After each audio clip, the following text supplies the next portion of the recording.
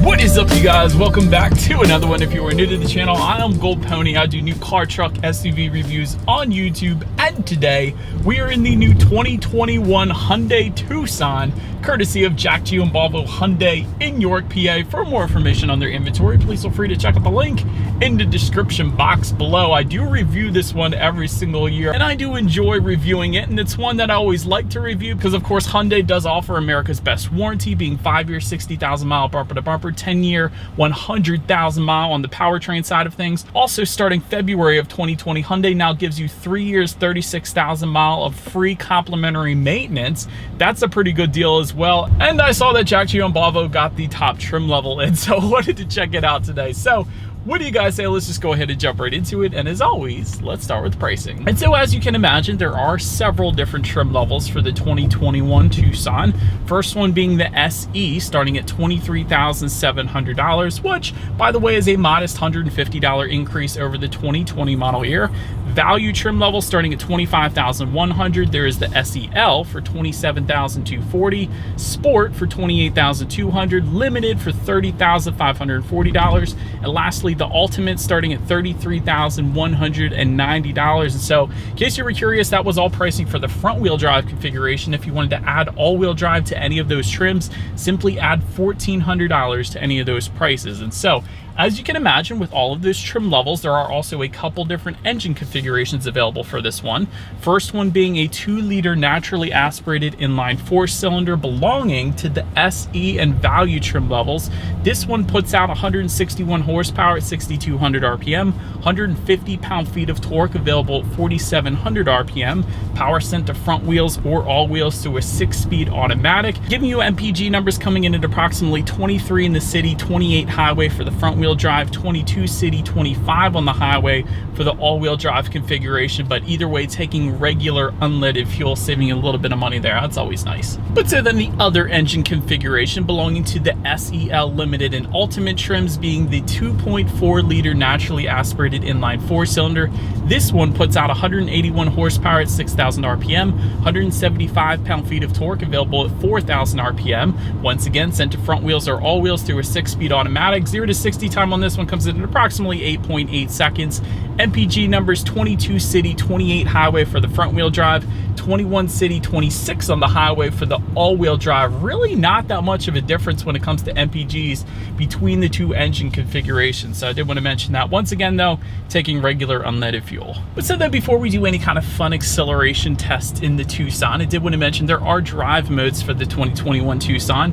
That button is located just behind the shifter, and that is going to include normal and sport. Essentially what they are going to do is adjust things like the throttle response, shift points, and actually the steering sensitivity as well. So let's go ahead and put it in sport here, and it did immediately downshift for me, so it is going to hold the RPMs at a much higher level, giving you more power on demand. And there is a slight adjustment to the steering sensitivity, nothing too drastic of course, but it is a slight adjustment there. I could tell that as well. But now, having said that, let's go ahead and do an acceleration test. There are no paddle shifters. I wanted to mention that as well. This isn't a sports car. You really don't need them. So let's just go ahead and find a straightaway here, and let's see how quickly we can get the new 2021 Hyundai Tucson here up to speed. There we go.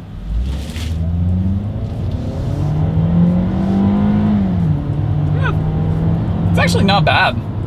I mean, it's not the quickest thing in the world. There are faster SUVs, even the Hyundai Santa Fe. If you want a little more power, you can go with that one, but it's actually not bad, especially since we have the upgraded engine. We do have the very top trim level, so you're not gonna have any issues merging onto the highway or anything like that. So actually kind of surprised. It's really not that bad of an acceleration for what the Tucson is, I should say. But to go along with that acceleration, as always, braking is equally important. And so to start up front, you will find 12-inch ventilated front discs. In the back, 11.9-inch solid rear discs. As far as that 60 to 0 stopping distance goes, it's actually not that bad. It comes in at 118 feet, which is kind of impressive for an SUV. A lot of the SUVs I've been testing lately, they're at least in the 120s, some of them even in the 130s. So 118 feet, 60 to 0 is really good actually. So, and as far as the braking feel goes, it's perfectly fine. Traditionally, Normally, Hyundai is a little softer of a braking feel, but honestly, I think the Tucson is a good blend of soft and firm. Essentially what it's saying is the braking feel feels really good in the Tucson, so no issues there. Touching on suspension and handling, up front you're gonna get a McPherson strut front suspension. In the back, independent multi-link rear suspension, front and rear gas pressurized shock absorbers, as well as front and rear stabilizer bars. And overall, as far as ride quality goes, it's pretty much as expected. It's certainly not a bad ride, I will say that. It's soaking up Pennsylvania's road imperfections quite nicely, so really no issues for me there. As far as the steering feel goes, that's something that I would personally improve on the Tucson, and I know the 2022 model is going to be the redesign, but that is maybe something if I were Hyundai I would approve just ever so slightly. Use the Mazda CX-5 for a good example on the steering feel. It is a little bit looser, I will say that, so it's not as much feedback as I personally would want, even in sport driving mode, because it's just a slight difference from the normal driving mode, so wouldn't have minded a little heavier weighted steering feel, but again, it's pretty much as expected for the Tucson. As far as cabin noise goes, as I am sitting at a red light going absolutely nowhere, of course you're not going to hear it right now, but cabin noise is pretty much as expected. Once again, you do get a little bit of road noise when you hit higher speeds, but other than that, it's pretty much as expected once again for the Tucson. And touching on visibility, I can see perfectly fine out the back, so certainly no issues there. I did want to also mention though, the ultimate trim level that we have here today also gets rain sensing windshield wipers. That's pretty cool. That essentially means the windshield wipers will turn on automatically for you whenever the Tucson detects any kind of rainfall or even mist. So it's one less thing you got to worry about, kind of like automatic headlights. So that's going to assist with visibility as well. But that about rounds out the performance segment of this review, you guys. Let's now go ahead and take a look at the exterior of this brand new 2021 Hyundai Tucson. All right, so here she is, you guys, the 2021 Hyundai Tucson. As far as what's new for 2021, really not all that much on the exterior. There is one color delete, being sage brown, no longer available for 2021, and 3 new colors being Coliseum Gray, Black Noir Pearl, and Gemstone Red, in case anybody was curious. But let's go ahead now and start up front on the 2021 Tucson here. Large front grille with horizontal chrome slats coming standard. You'll actually get chrome grille surrounds with the limited and the ultimate trim levels if you wanted that. Projector headlights coming with the SE value and SEL trim levels. They do of course come with the automatic feature, meaning when it starts to get dark out at night, they will turn on automatically for you there. LED accent lighting coming with the value trim level and up. LED headlights coming with the sport trim level and up. And if you did go with that sport and up, you're actually also going to get LED daytime running lights and front fog lights down below as well. So I think the sport trim level and up is really the sweet spot with the Tucson in my opinion. But let's now go ahead and make our way to the side of the Tucson here. Roof rails coming with the value trim level and up. Rear privacy glass for all trim levels, that's always nice.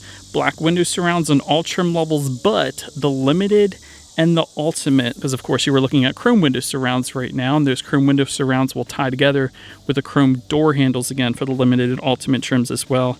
Then take a look at the side mirrors. They are power adjustable body colored side mirrors for all trim levels, heated side mirrors for the value trim level and up, and you will get integrated turn signals if you were to go with the limited or ultimate trim levels then. So then taking a look down at the wheel setup of the Tucson, 17-inch alloys coming with the SE and the value trim level, 18-inch alloys coming with the SEL limited and ultimate, therefore what you are looking at right now.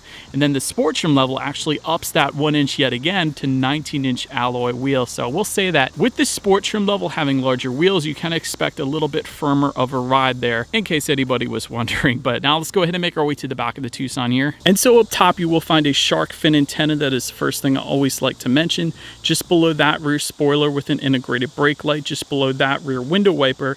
LED taillights coming with the sport trim level and up once again, and that is what you are looking at right now. And I like the taillight design to the Tucson, it looks pretty good. Then if you guys can see the H-Track logo found in the bottom right hand corner of that rear tailgate, for anybody who is not familiar with H-Track, that is Hyundai and Genesis's all-wheel drive system, because every manufacturer has to label their all-wheel drive system. Just like Audi names theirs Quattro, Mercedes names theirs Formatic, and so on. So Hyundai and Genesis is H-Track, in case you were curious. But then taking a look down below, single exhaust outlet with the SE and value trim levels, and you will get dual tips if you were to go with the SEL trim level and up. So therefore, do believe you guys know what we have to do next. As always, here is that exhaust clip.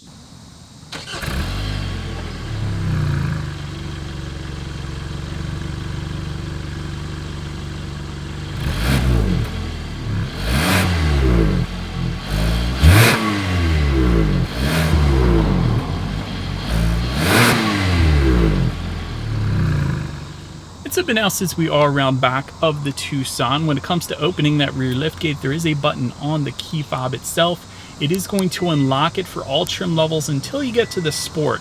Sport trim level and up is actually going to give you a hands-free power lift gate, so it is going to open up automatically once you hit that trim level. And again, hands-free, meaning simply walk up to the back of the Tucson and kick your foot underneath, and it is going to open up automatically if your hands are full, for example. But once opened up, cargo capacity comes in at 31 cubic feet even.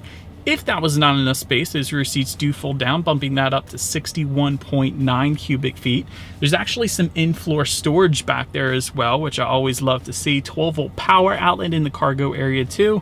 Cargo lighting, of course, as expected. And in case anybody was curious, because I tend to get this comment from time to time on Tucson reviews, the Santa Fe is going to be slightly bigger, so a little more cargo space if you were comparing those two at least. So then making our way to the rear legroom, that comes in at 38.2 inches. So for reference, I'm an even 6 feet tall. This is how much space I have back there. Plenty of space for me, quite honestly. Rear center armrest with cup holders comes standard on all trim levels. That actually doesn't always happen. Sometimes it just comes standard on the upper trim levels of other manufacturers, so that was nice. And you will have AC vents or rear ventilation if you were to go with the SEL trim level and up. That is what you guys are looking at right now. Heated rear seats coming with the Ultimate. That is pretty darn cool. Love to see heated rear seats, especially at this price point in an SUV. So spoil the rear passengers a little bit. I love that. And in case anybody was curious where those heated rear seat buttons are, a lot of times they're right below the rear ventilation, but on the Tucson, they're actually found just in front of the power windows for those rear passengers. So a little bit different configuration there, so I wanted to mention that too. And just below that rear ventilation, you actually, it looks like a 12-volt power outlet, but it's actually a USB charging port for the rear passengers, which of course is better in my opinion, so love that. But anyways, let's go ahead now and make our way to the front seats. Manually adjustable cloth seating coming with the SE trim level. Value trim is going to add to that 8-way power driver's seat with power lumbar as well as heated front seats.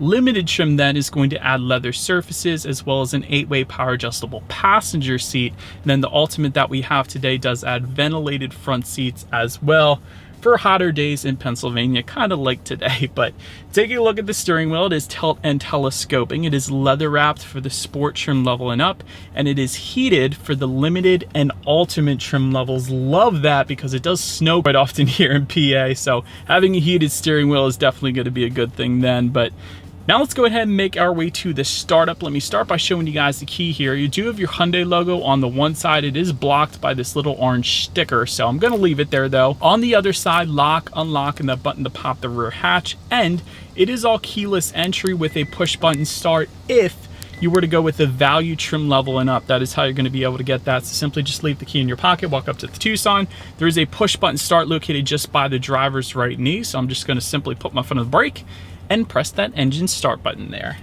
And so, but then once started up, tachometer is on your left, speedometer is on your right. There is a small digital display front and center giving you all the information you basically would possibly need, including things like how many miles you have left until you hit empty. There's your outside temperature as well. You can also choose to display a digital speedometer up there if you wanted as well. Of course, you got your standard trip A, trip B, when you need your next oil change actually, and there's plenty of other information you could check out up there as well.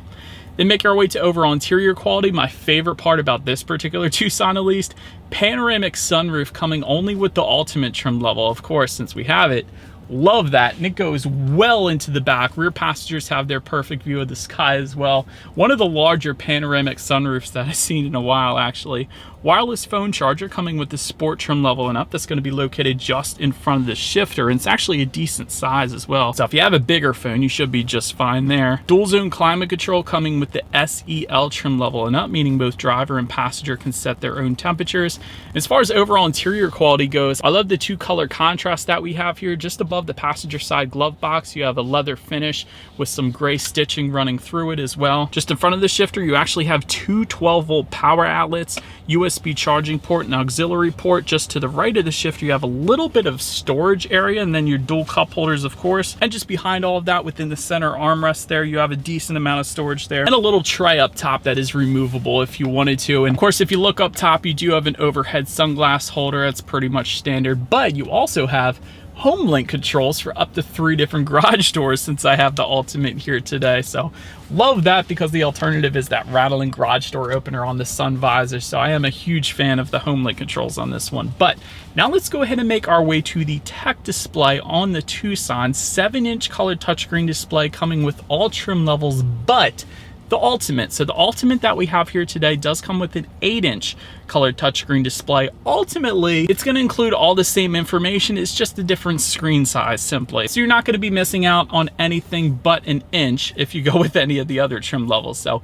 Bluetooth and audio streaming coming standard, Android Auto and Apple CarPlay coming standard. Ultimate trim level also gives you a factory navigation system, which in this day and age you really don't need because of Android Auto and Apple CarPlay anyways. That'll give you navigation up on that screen anyways. So also you can check out your climate control information up there, and of course your radio information. And by the way, when it comes to the sound system on the Tucson, 6 speakers coming with the SE and value trims, 8 speaker Infinity sound system coming with the sport trim level and up. So I do believe you guys know what we have to do next. Let's go ahead and turn on the radio, see what we got playing today, and let's test out the clarity of this Tucson.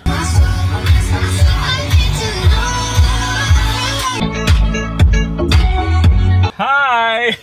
Actually, that sound system was plenty fine, plenty of bass. Really, if I were to have the Tucson, there would be absolutely no issues for me with that sound system. I can't speak for the 6-speaker one, of course, but the 8-speaker Infinity one is definitely quite nice. So the last thing on the tech display I wanted to mention to you guys is when you do, of course, put the Tucson in reverse, you will find a rear view camera, but it doesn't stop there. Limited and Ultimate trim levels also give you that surround view monitor or 360-degree camera, letting you know what is all around you, bird's eye view essentially. So that is pretty cool. And as always, that is going to lead us into safety. And so to start, IIHS top safety pick when you equip the Tucson with LED headlights. I always have to mention that, so it's a good start though. Front side curtain airbags come standard. In the back, you're going to have latch, aka lower anchors and tethers for children for the rear car seats. Rear child door locks back there, tire pressure monitoring system. That's all pretty standard, but Tucson also gives you advanced standard safety features on all trims, including a driver attention warning system, lane keep assist, which is actually really good on Hyundai. Some of the other manufacturers don't do it as well as Hyundai does, so I wanted to mention that. Forward collision avoidance assist as well. If you were to go with the value trim level and up, that is going to add a blind spot monitoring system with rear cross traffic alert. That's always a popular one. And the Ultimate trim level that we have today is going to add adaptive cruise control with stop and go. And so, but then ultimately, when it comes to my final thoughts of the 2021 Tucson, great safety in this one, great styling still, in my opinion, to this day. I know the refreshed look is coming in the 2022 model year, so the question I believe really becomes, do you want to hold out for the 2022 model year, and we don't know what it's going to look like at the time of this video, or do you go with the 2021? And having said that, typically the way it works is you're going to get a heck of a deal on the 2021, seeing as the next one is going to be completely remodeled. But so if you like the 2021 look, you might as well get it, because you're going to get a heck of a deal before the 2022s come out. As far as constructive criticism on this one goes, I would have loved to have seen some ambient lighting. I've always been a big fan. A lot of manufacturers are doing that in a lot of their cars these days. Even Hyundai does that on a lot of their vehicles, just not the Tucson right now. The other thing is below average reliability, according to Consumer Reports, which kind of surprises me, because the majority of Hyundai vehicles are actually really good with reliability, including the Santa Fe, which has above average reliability, which I personally own.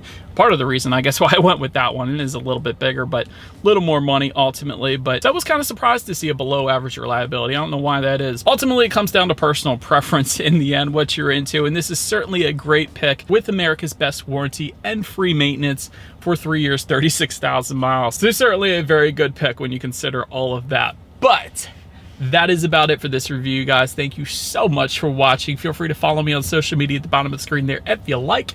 Be sure to hit the subscribe and the bell notification button if you're into new car reviews. That is what we do here on this channel. After all, do appreciate you guys watching more than you know, and I will see you guys all in the next video. I'm being weird today. Stay gold.